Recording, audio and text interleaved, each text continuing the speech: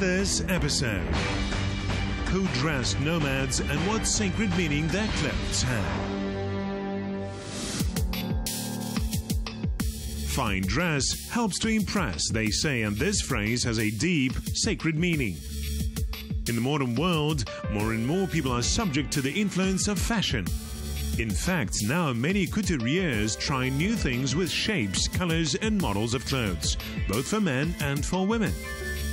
But in the first place, from ancient time, clothes was needed for certain purposes: to heat and protect. Later it became a decoration. Of course, the writers of fairy tales could not neglect the wardrobe items. For example, a raincoat or invisible cap or 7-league boots. Modern technologies are developing so quickly that perhaps these magic things will soon become part of our daily life. And if you look deep into history, you can find out how our ancestors, without technical production and high technologies, did not just incredibly beautiful and high-quality garments, but also endowed them with truly wonderful properties. Clothing as a symbol of civilization. When does culture appear? Culture appears when shame appears. How could clothes make a difference? Craftswomen put there a benevolent symbol, a protective symbol, the secret meaning of the Kazakh outfits. Clothes showed if a woman was Paris or not. How did our ancestors dress, and did fashion exist in this steppe? Interesting stories and facts from this part of the life of the ancient nomads. Watch right now. As the famous French couturier Yves Saint Laurent said, dressing is a way of life. Moreover, this statement is relevant not only for modern men, but also for our ancient ancestors. And you cannot even imagine how powerful it is. Clothing keeps so much information about how people lived a century ago, we can explore history through it. My name is Andrei Slozhin. It is the Time Puzzle. It is not known for sure when exactly people began to sew their clothes. Historians suggest that this happened in the Stone Age. It was with the invention of labor tools, humanity began to take the first steps in the production of clothing. Of course, those things can hardly be called wardrobe items. They simply had certain functions, and the main one was to keep people warm. But it turns out that clothes has a much deeper meaning for people. This is evidenced by socio-anthropologist, a UNESCO expert of the intangible cultural heritage, Efrat Imambek. When does culture appear? Culture appears when shame appears.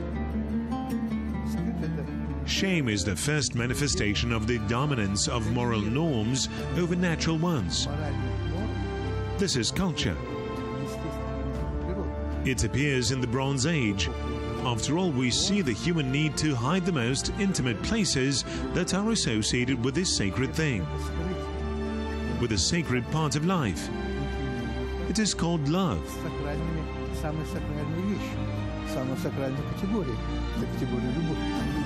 Historians have been able to restore the image of the clothes of people of the Bronze Age from rock drawings. Various descriptions of travelers, as well as archaeological finds, played a huge role. The honored art worker of the Republic of Kazakhstan, artist designer Muslim Jumagaliyev, told us how the production of fabrics and clothing originated in the territory of ancient Kazakhstan.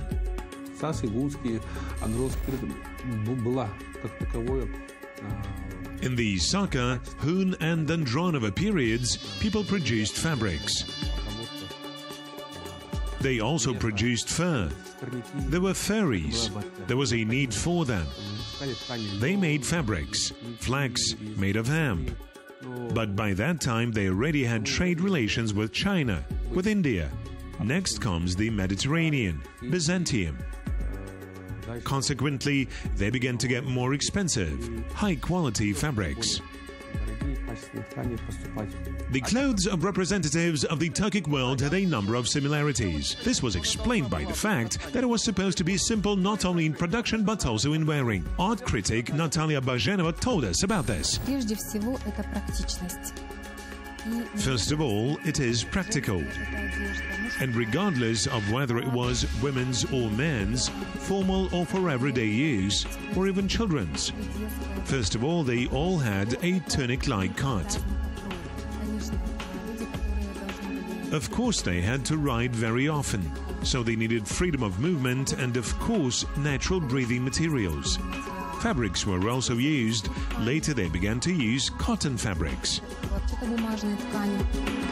A revolution in the steppe fashion, according to researchers, was made by the Saka tribes. It was they who were among the first to develop a style of clothing that simplified a long stay in the saddle. Thus, according to the artifacts found in the burial mounds of Saka, the archaeologists discovered clothes that, without exaggeration, can be called the progenitor of all trousers and pants in the world. Pants and trousers are the invention of nomads, and it was this fashion that changed the Mediterranean style of clothes.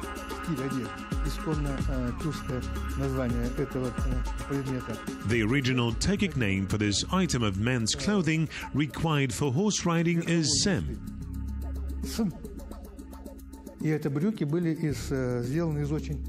And these pants were made of very thick wool. Felt is uncomfortable, but more often pants were made of leather. At least the inside was soft leather. Now everyone can buy and wear almost any type of clothing, whether it is a chic costume or military uniform. And the nomads were very strict with this. That's because dressing was one of the ways to identify a person.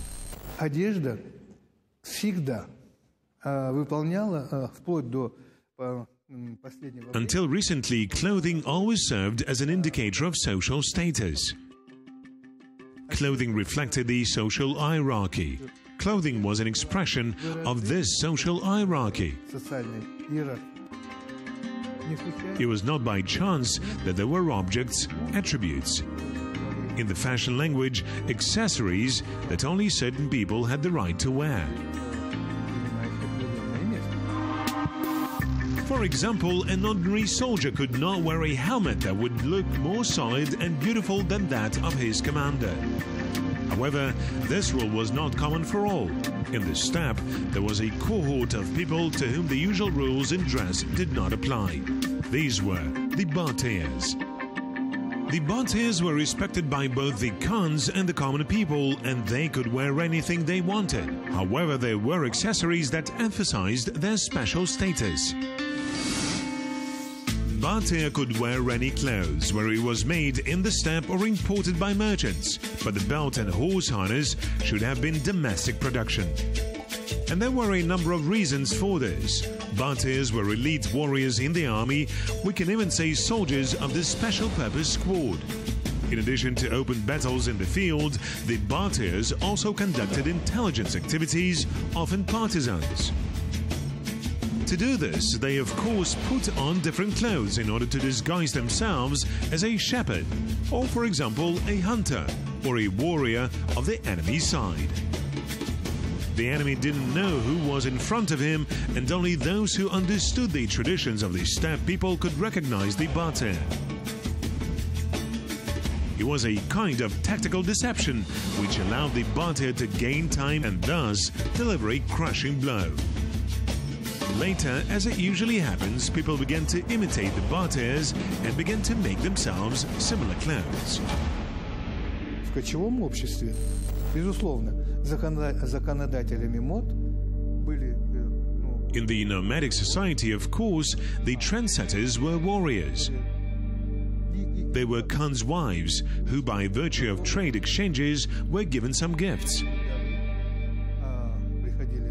Ambassadors came, whole delegations, and they exchanged clothes in order to get the Khan's favor. It was necessary to give presents to his baibishe, his wives, himself. That's how the fashion spread. Rich people, of course, were also role models in dress.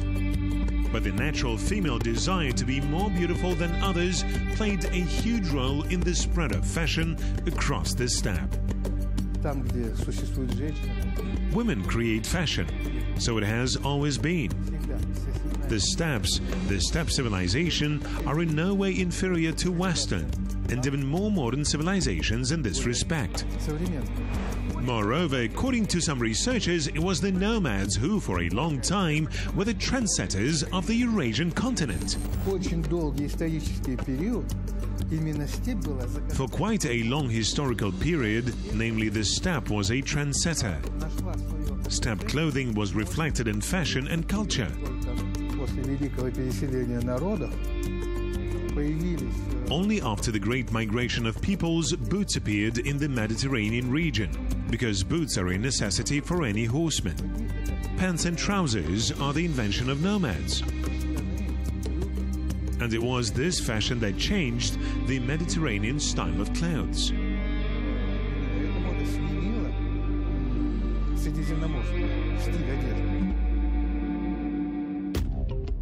As a simple refresher, the army of the Roman Empire, which inspired fear in the whole world.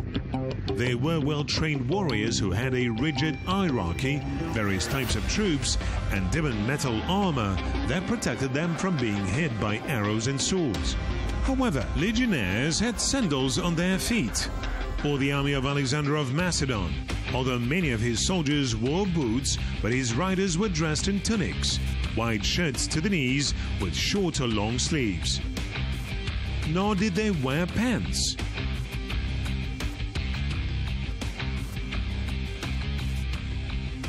Those who rode at least once know that in no case can one ride a horse in shorts or in a skirt. It will simply rub your legs and bottom, and it is quite unpleasant feeling. Just imagine, you are riding a horse with bare legs and you are riding long distances, and then you also have to fight. Nomads avoided such discomfort because they wore pants and boots with heels, unlike sandals, allowed to hold tightly in the stirrups. Men's pants, they were fully painted, embroidered with floral ornaments. It looked like that, but all this was so harmonious and beautiful in the overall ensemble. For a long time, researchers didn't know why would people of the past need to decorate men's trousers with various ornaments in the manner of women's dresses. After all, a warrior must cause fear in his opponent. The answer was found in the customs of the nomads.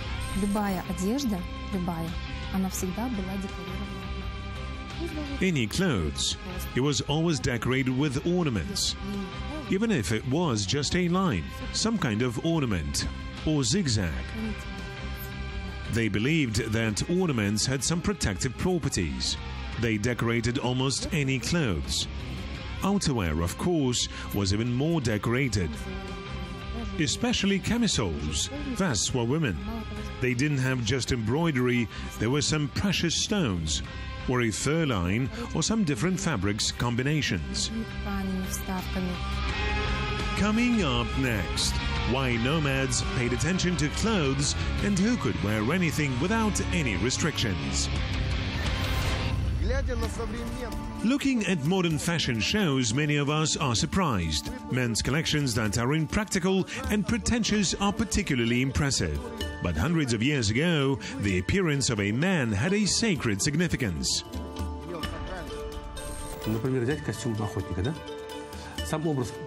For example, take a hunter costume, the very image of the hunter. Hunter, he could have braids. The breeder didn't wear with braids. The hunter is the line between the common man and the warrior. A hunter is a person who is associated with nature. He had some kind of sacred connection with animals.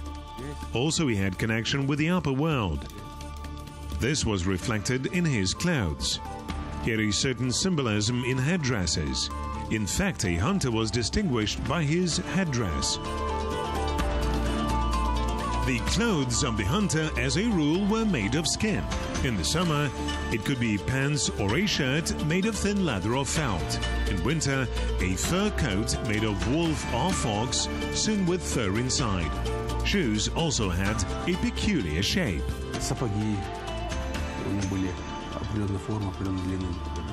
A hunter, for example, had pitched boot tips. since he ran and performed some maneuvers.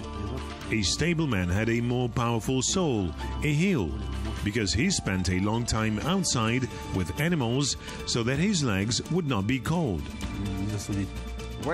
In the 8th century in Europe, an event occurred that radically changed the approach to the choice of clothing for hunting.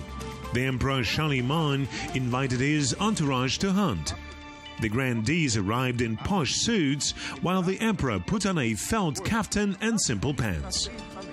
Then the subjects told the emperor that he should not look like a commoner. According to legend, it rained that day. After returning from the hunt, the retinue looked like beggars because their clothes were torn and dirty. The kaftan and the emperor's pants were not even soaked. After a while, of course, such simple clothes were refined to match the nobility. Moreover, in Europe they began to sew hunting costumes based on national traditions. According to researchers, this happened with the influence of the Turkic culture on the Western. After all, Kazakh belt Beydik, which used to be worn only by the Batars, eventually went to the people for functionality and another sacral feature. Beydik is a symbol of male power. It is a symbol of composure. Not only that, it of course initially performs a very practical role. Accessories necessary for hunting are hung on a belt, like guns and fuses. And of course a knife, called arms. When a boy becomes a man, he wears a belt. And the belt is a symbol that you live in the middle world. That is one of the meanings. The belts were used by nomads and became an integral part of the image of a male warrior, a male hunter. But there were some among the inhabitants of the steppe who did not fight, did not hunt, did not produce any material values. Their clothes also deserve special attention. There were Sal, Suri, Jirau. Each of them had their own costume, their own symbolism, their own semantics. Their clothes were very different from the dress of the common man. Musicians wandering in the steppe have always been distinguished by unusual outfits. For example, a cape could reach 6 meters in length, and the clothes had exceptionally bright colors. Ornaments or drawings also differed from the usual for the nomads. Many historians associate such a variety of colors, forms and patterns with the fact that these people were wandering artists who visited many owls, many countries, and took the most interesting of those cultures where they performed. Modern Kazakhstan is in the buffer zone, as it was in the past. The boundaries were huge, and Kazakh culture was influenced by Middle East, Southeast Asia and Europe, of course. That's how it was. Clothes of the end of the 19th, beginning of the 20th century makes clear that residents, for example, of Turkestan purchased clothes from Uzbekistan and Tajikistan.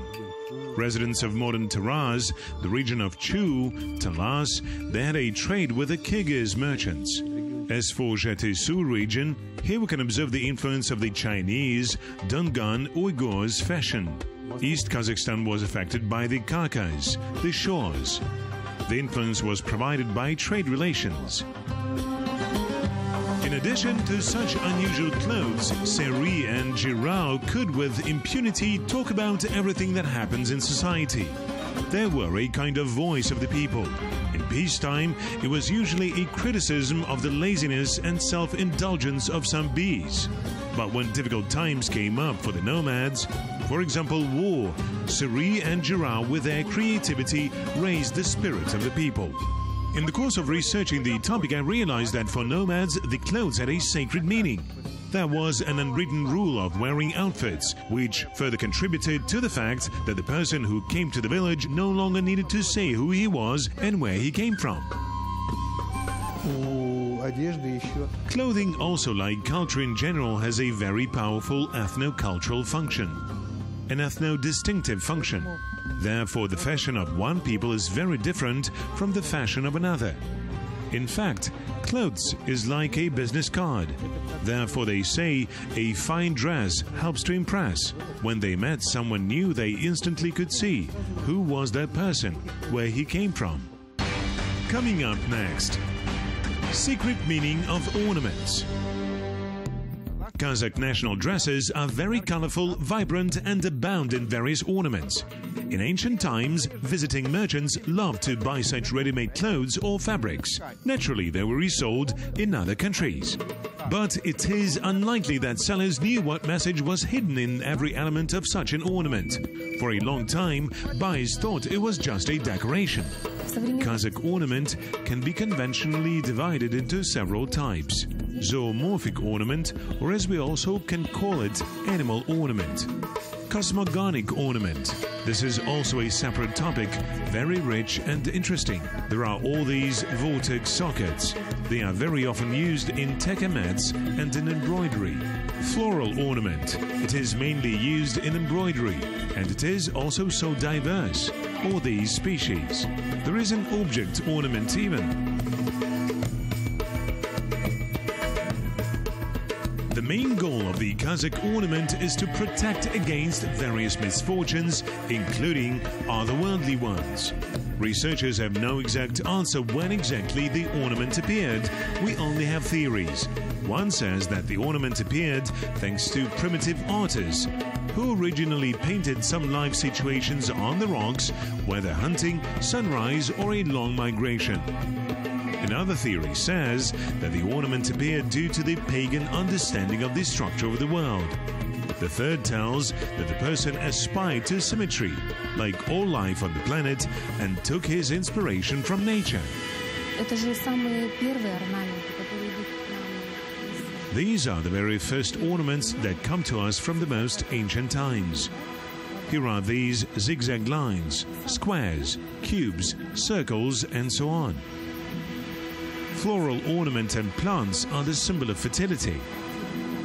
Geometric pattern. It is characteristic for weaving, characteristic for tea mats, carpets.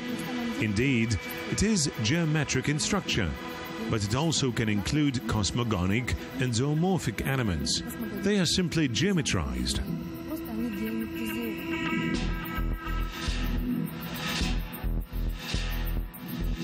Continuing to study the patterns, the researchers found out that almost all nations in the world had quite similar patterns. There are several main motives, including, of course, the world tree, the circle, and the square. Each of them also has a common meaning. For example, the circle symbolizes the heavenly beginning or the sun. The world tree is a conductor between the three worlds, the upper, middle, and lower. The square is a sign of the material world. It is also an order and stability. In addition to the ornament, special importance was given to the color of the fabric. But how did the nomads in ancient times painted it? The fact is that even before the aniline dye appeared in Kazakhstan, all the dyes were made by the skilled workers themselves. Of course, there was the Silk Road, where you could buy something, but mostly they used dyes that could be extracted from plants. They made special blanks. For example, throughout the country there was such plant. It is called madder. It is red. Moreover, its roots were used. They were even divided. The top layer of the root, the inner part, and the central part. And all of these plants had different colors in different seasons. The main color was red and all its shades. Red color symbolized fire and sun as a symbol of life, beauty, and power.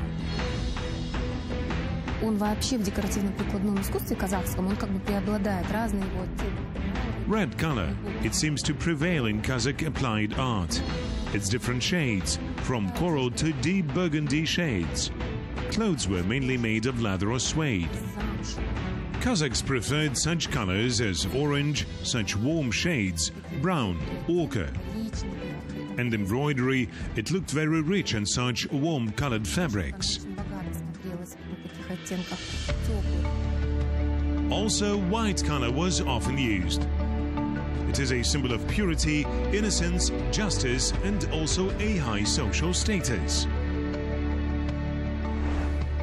But how did they create such outfits? After all, in the past, nomads did not have sewing machines or modern devices for sewing. In addition, they never used sewing patterns in their work. Natalia Volodeva, candidate of art history, knows the answer to this question.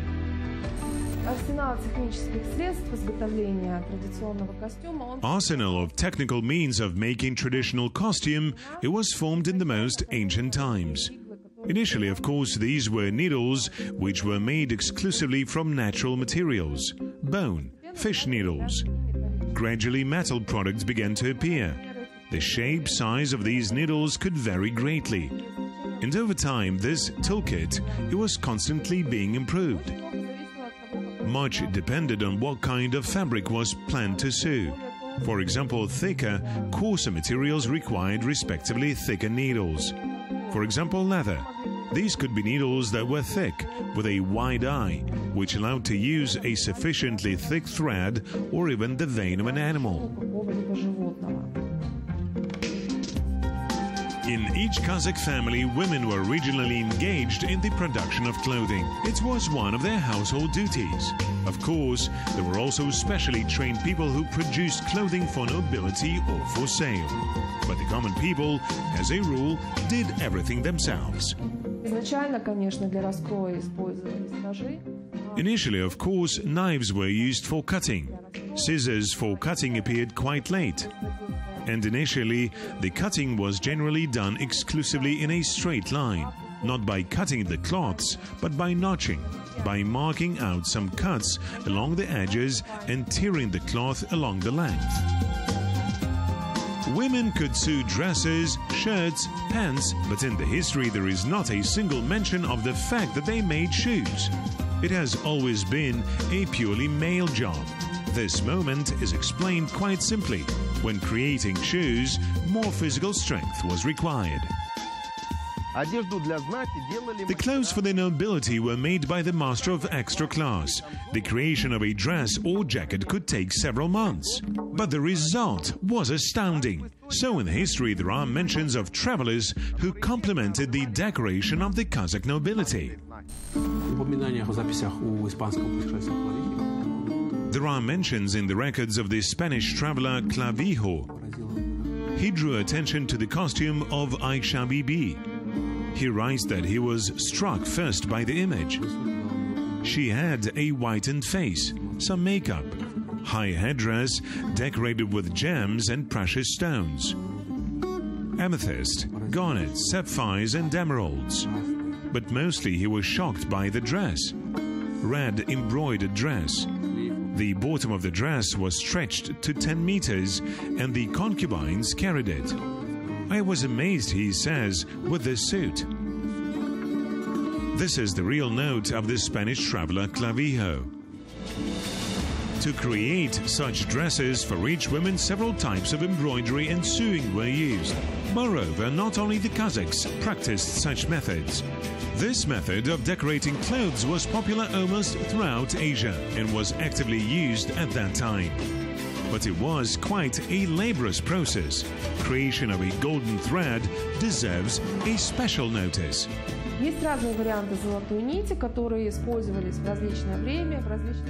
There are different variants of the gold thread, which were used at different times, in different regions. The first option is to drag the thread when the thread itself is pulled out of a piece of metal. They become very, very thin and gradually it is pulled out like this. The second option is when the original thread is made of another material, cotton material or silk. It is wrapped around with this thin, elongated thread. This is a kind of more sophisticated technology because it allows you to save some costs a little. And plus to this, the original elongated string, it should be much thinner. But it eases the process of embroidery because such thread is more flexible. It is more elastic. Coming up next, how did clothing affect the customs of the steppe inhabitants and why throwing the neckband away was forbidden? During this study, I was able to find out the facts that were told about the clothes worn by children and people of respectable age. As it turned out, their attire also had a secret and deep meaning. Kazakhs and Proto-Kazakhs had such a concept. At the 6th week from the beginning of pregnancy, a baby was called Etejan, the soul of meat, a piece of meat. When it is born, Shibenjan literally means the soul of a fly. A baby fights for life. And only 40 days later, he would become Rukanijan. Spirituality was infused into him. And so, up to 40 days, a child had 2 shirts. 2 undershirts, which his mother put on him. The seams were out. As soon as the child turned 40 days old, the mother hid 1 shirt and did the following to the second one.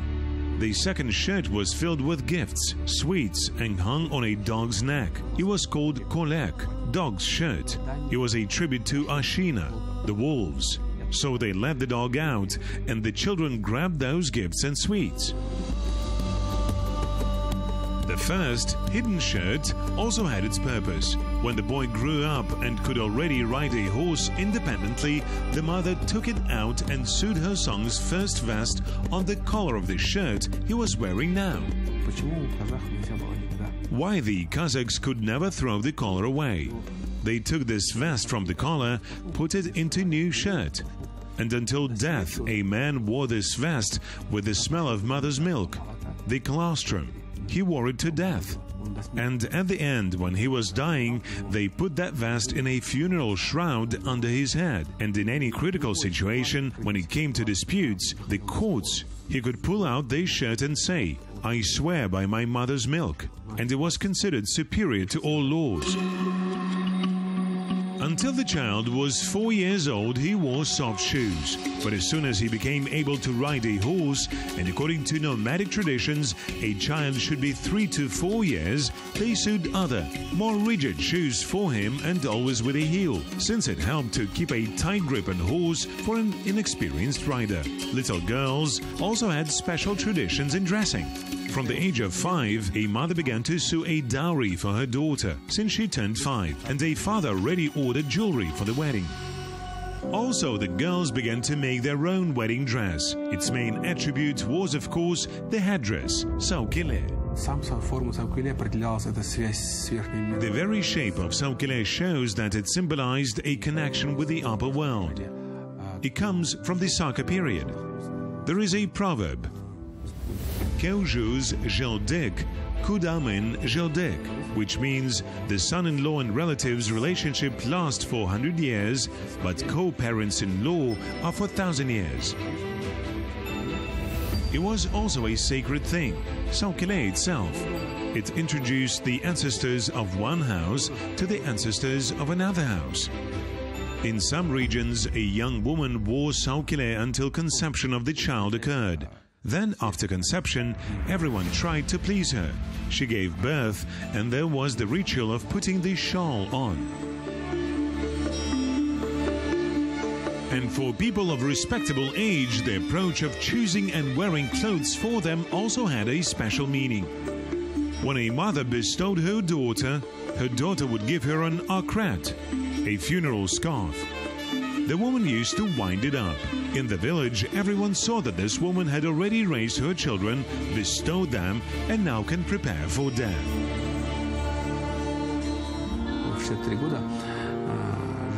At the age of 63, a woman completely took off her jewelry. She began to wear more ascetic, monotonous clothes, because 63 years is connected with religion. This is the period of the life of the Prophet Muhammad. And people of that age were already considered long-lived. And they had such the most modest, clean, light clothes. They were preparing for the outer world. A modern man is chasing fashion, buying himself new clothes, trying to stand out from the crowd with an unusual cut or color. There are those who dress simply and do not attach much importance to their appearance. But most of people hardly think about how different their ancestors were about what they wear.